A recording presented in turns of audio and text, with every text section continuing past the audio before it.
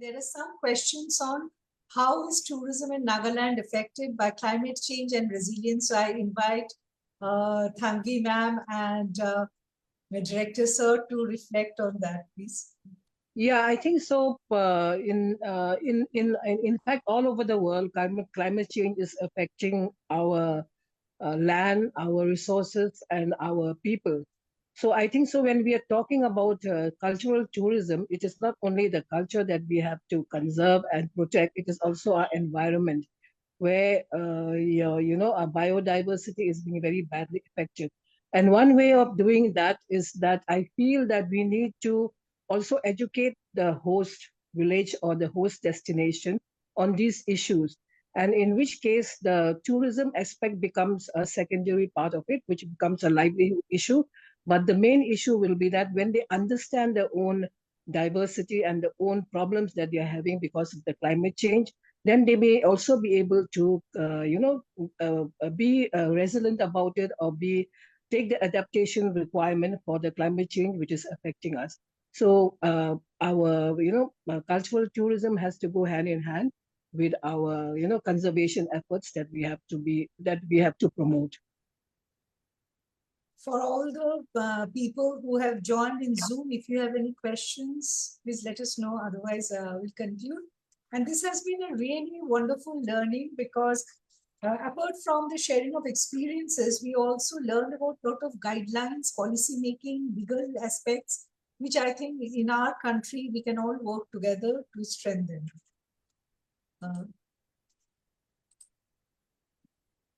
Madhura, there was a question for you also, where Richard had asked that whether there are risks of culture, of some risks of shops, of takeover of shops by external people and converting them to selling things to tourists, which has nothing to do with the local culture. In Nagaland, we have not seen that, of course, but would you like to comment?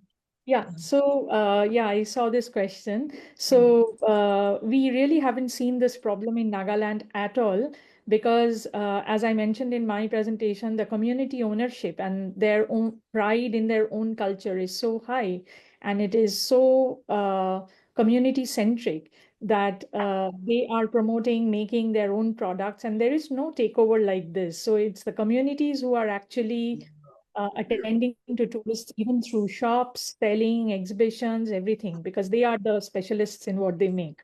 So we really have in Nagaland, thanks to the community. Okay, so if the speakers, anyone, would you like to comment further, please, on the questions raised in the chat on resilience, climate change policy? Can I speak on this community? Yes, In Nagaland, the communities have a very important role to play. And in Nagaland, most of the land, at least 80% of the land belongs to the people, the community, and the government's land ownership is just 20% or so. So in this case, I think so when the community participation and the community ownership is very, very strong. And most of the time, whatever you have to do it with the support, and with the support and taking the community into consideration in whatever we plan.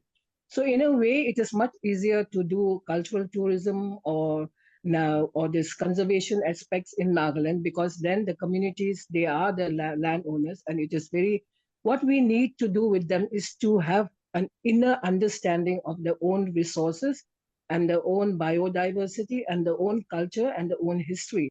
Now, many of these people who know this are slowly waning out because of the new generations that are coming in.